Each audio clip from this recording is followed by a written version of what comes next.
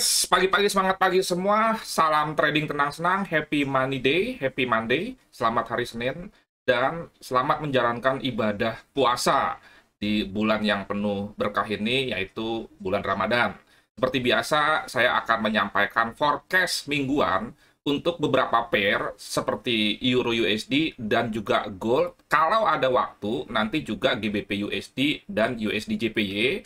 Dari mulai analisa fundamental, sentimental, dan juga tentunya teknikal, sampai nanti ke signal yang jelas entry dan exit-nya, yaitu SL dan TP.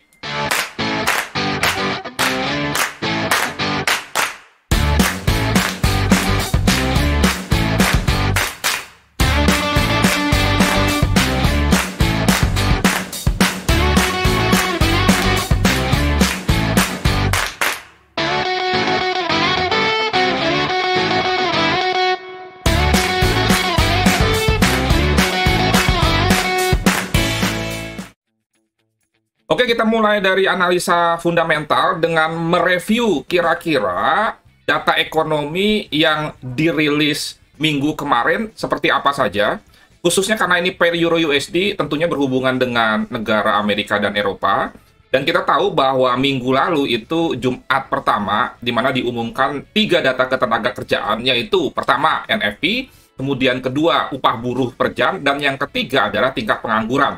Yang perlu saya cermati di sini adalah bahwa kalau bicara mengenai tingkat pengangguran, itu hampir menyamai dengan tingkat pengangguran Amerika sebelum COVID menyerang dunia ya. Nah, ini Anda perhatikan pada tanggal 1 April lalu, di mana data unemployment rate-nya itu 3,6%, dan ini di bawah prediksi yang 3,7, di mana data sebelumnya 3,8. Dan kalau kita lihat lagi lebih detail, karena analisa fundamental itu bukan hanya melihat forex factory hijau merah, tapi juga melihat angka-angka di balik data-data tersebut. Nah, kalau kita perhatikan lagi, Februari 2020, tingkat pengangguran Amerika itu 3,6%. Kemudian kalau kita ketahui bersama, Maret itu pandemi COVID-19, dan akhirnya melonjak nih, tingkat penganggurannya naik. Jadi sebetulnya kalau kita perhatikan lagi tabel ini, bahwa tingkat pengangguran Amerika itu sekitar 3,5% sebelum COVID menyerang. Dengan demikian, kalau next nanti misalkan tingkat pengangguran Amerika sudah 3,5, maka sudah bisa dipastikan, salah satunya dengan melihat tingkat pengangguran, bahwa Amerika benar-benar sudah normal secara ekonomi. Dan ini didukung oleh data-data yang lain, seperti misalkan inflasi, di mana di satu sisi inflasi itu positif asal jangan hyper, dan tentunya data-data yang berkaitan dengan produksi khususnya manufacturing.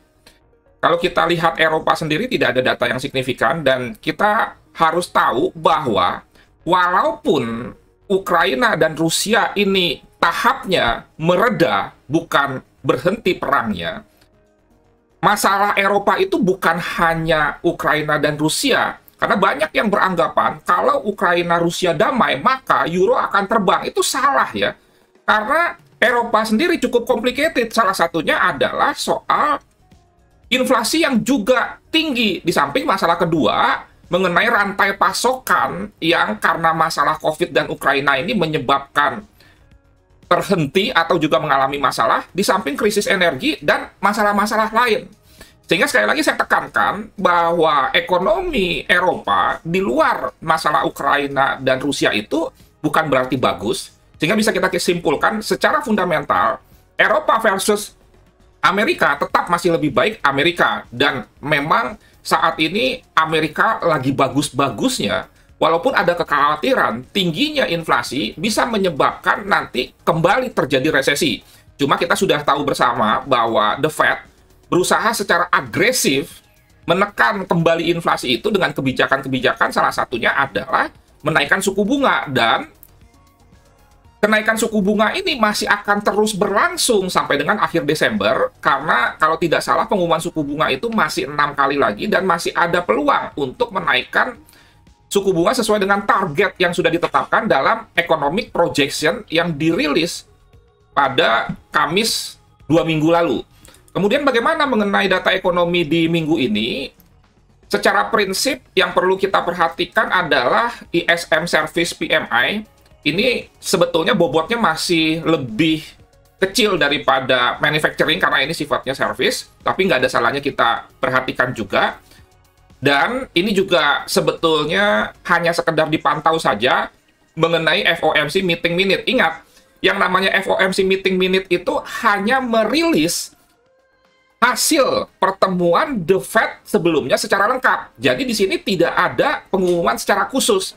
Sehingga menurut saya dampaknya tidak akan terlalu signifikan. Satu lagi tambahan, saya juga pernah mengungkapkan sebelumnya bahwa setelah NFP, biasanya sekitar 1, 2, atau 3 minggu, market itu ranging, bergerak tidak terlalu besar atau tidak terlalu normal, kecuali ada data-data signifikan yang menggerakkan market yang tidak berhubungan dengan secara langsung USD. Misalkan contohnya pair-pair Eropa dan lain sebagainya, tetapi sekali lagi biasanya setelah NFP market bergerak tidak terlalu kencang. Ingat ya, yang namanya biasa itu bukan sebuah kepastian, sehingga Anda nggak usah bingung kalau minggu ini market tidak terlalu fluktuatif. Oke, sekarang kita masuk ke analisa sentimentalnya. Kalau kita perhatikan sentimentalnya, bahwa posisi long dari institusi besar terhadap dolar Amerika itu masih sangat dominan. Dan ini stabil ya, 76% berbanding 24% posisi shortnya. Sementara di sisi yang lain juga stabil, di mana euro itu tetap memang lebih banyak posisi longnya 53% banding 47%, dan ini tidak mengalami kenaikan. Hanya saja kalau kita perhatikan persentase long antara USD dengan euro tetap lebih besar USD. Sehingga kesimpulannya bahwa secara sentimental USD versus euro masih lebih unggul USD. Sekarang kita tajam langsung masuk ke analisa teknikalnya dengan melihat TradingView ya, sebagai salah satu software yang sangat saya rekomendasikan, karena memang software ini sangat powerful.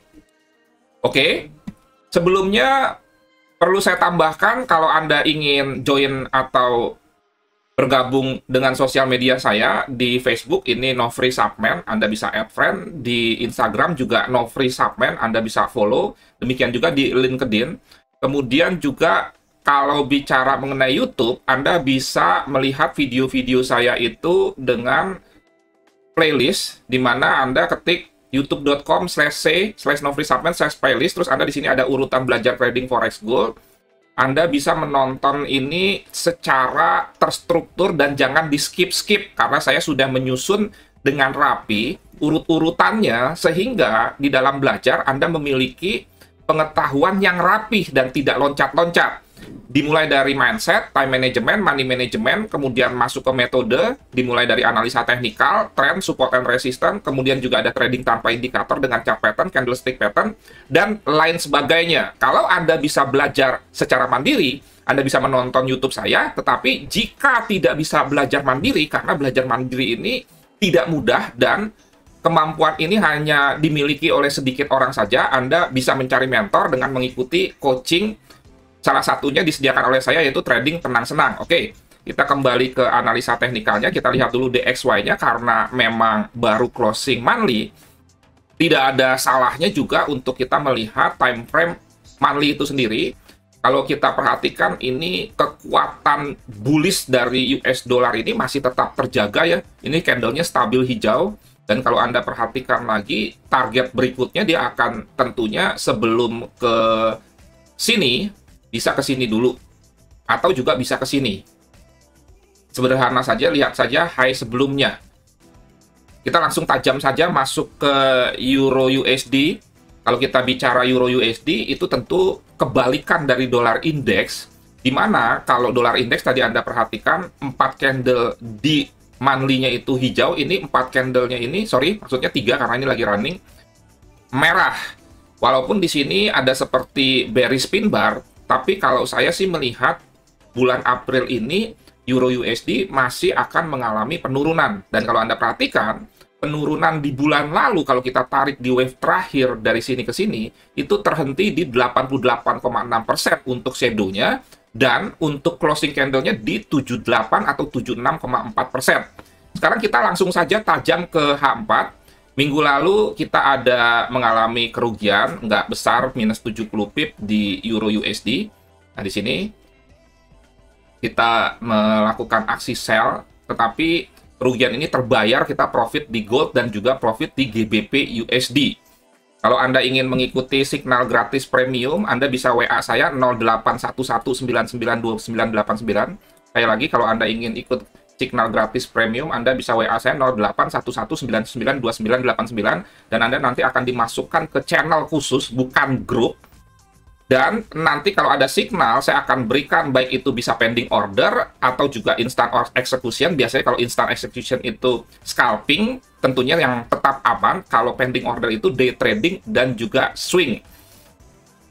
Kita lanjut, bagaimana untuk Euro USD itu sendiri. Oh ya, jangan lupa BPJS bayar pakai jempol saja, dukung channel ini terus sehingga saya tetap semangat di dalam berbagi yang benar, bukan sekedar enak didengar. Kemudian kalau Anda ingin update, menerima otomatis pemberitahuan jika saya mengupload video, Anda bisa klik lonceng atau bell. Sekali lagi, mohon bantuannya untuk subscribe, kemudian komen, dan juga share. Dan sekarang kita masuk ke Euro USD H4. Ini bisa saya hapus ya, karena sudah terjadi minggu lalu. Ini juga bisa dihapus.